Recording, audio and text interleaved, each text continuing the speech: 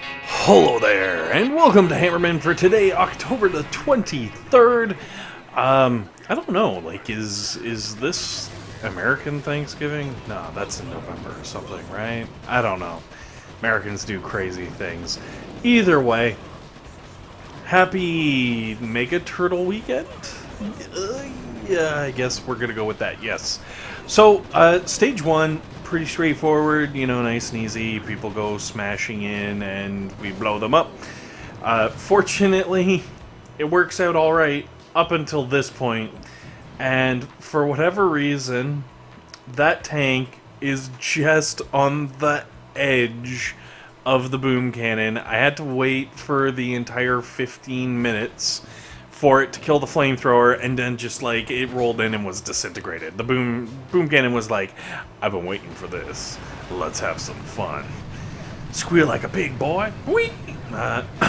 Anyways, so up the left-hand side, right into all the flamethrowers and machine guns. This layout is actually, for like the lower level stuff, really, really good. And it just kind of fries everything.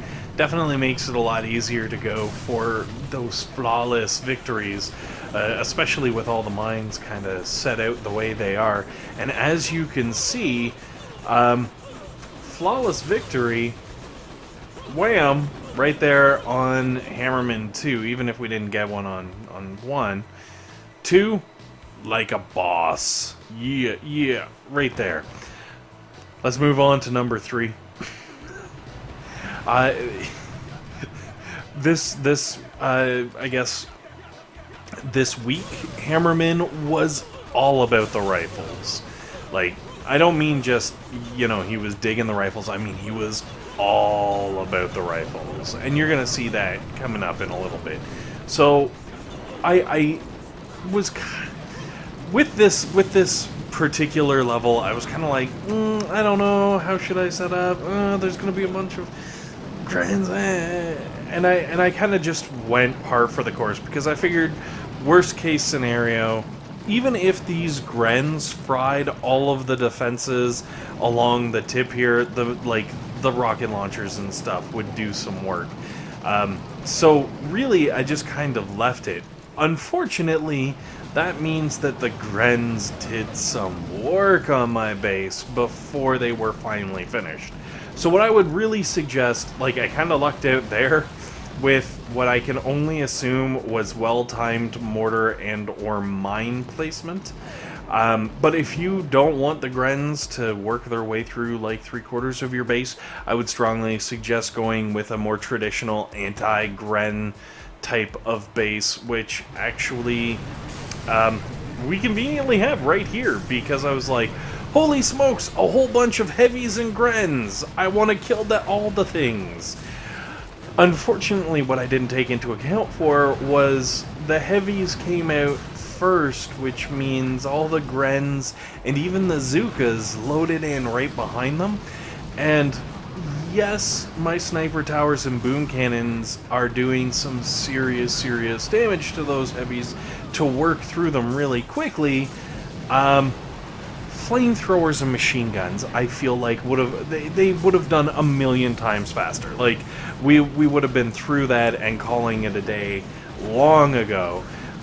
So instead of having a nice easy romper stomp there, as you can see, I am struggling. Like, I've got all these Zookas over on the right hand side just ruining things.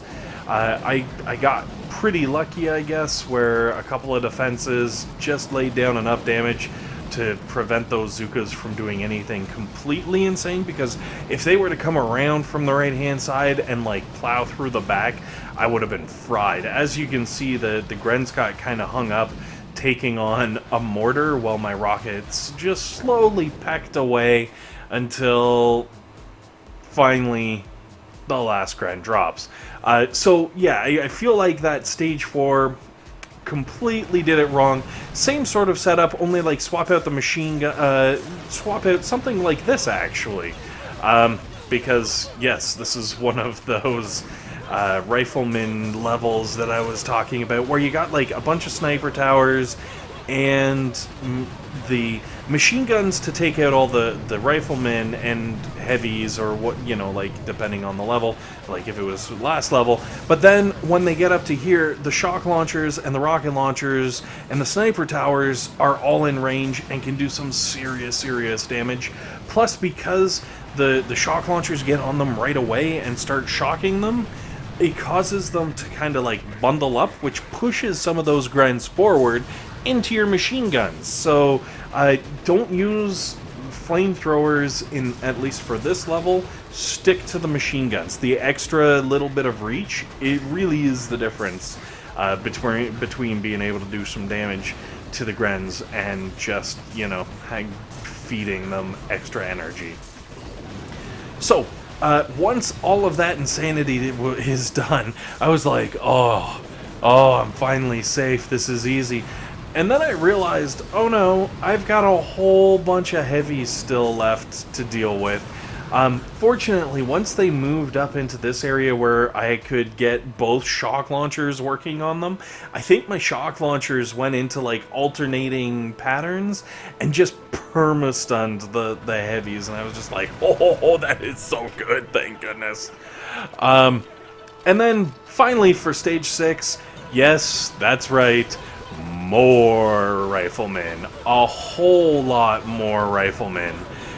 So I went with my standard layout, and I kind of feel bad because I was being really lazy in between, because I like shifted around to so many different bases this week because of, you know, different armies coming in. I had to just switch up. That's how it works.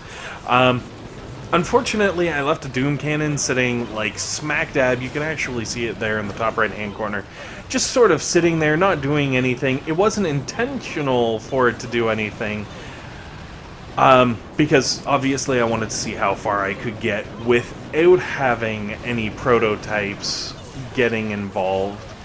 Unfortunately, because there are so many riflemen, and they did push back as far as they did, the Doom Cannon actually, because like the Doom Cannon has that extended range, right? The Doom Cannon actually starts reaching out and touching someone. And when the Doom Cannon touches someone, it's like Uncle Bad Touch. It's gonna hurt them. You know what I mean? So yes, the Doom Cannon does kind of get involved. No, it wasn't intentional. And I do feel like, come on, it's rifle insanity. Like, the Doom Cannon's taking out maybe 1 or 2 riflemen at a time. Like, it's not going to be taking out that many rifles. And I feel like given like, this is my first attempt at this level, I feel like given 1 or 2 more attempts, I could have very easily polished off this entire defense without any prototype involvement, and it was just kind of like the prototype got in the way and was kind of annoying. So I don't know, I can't really claim that this is no prototype, but like really, it's no prototype. Look at the monster of a defense that I still had sitting there. But then we come to stage 7, which is all the riflemen. Like, almost 800 riflemen. I'm pretty sure this is the most riflemen in a single stage I have ever seen. 700 and change. It's freaking crazy. Now, here's the really nice thing. The first round lands all over on the right-hand side, and you can see my flamethrowers and machine guns and mines doing some work. And then the second lands over on the left-hand side, so it spreads everything out so perfectly. It allows all the defenses to get right in there and really maximizes, especially in the case of the mines and whatnot. And we end up with this, where, that's right, it just happened to come in perfectly right on top of the very last shock mine, which gives all of my flamethrowers and machine guns. Like, honestly, I wish I could say that I had planned this, but this was so perfect.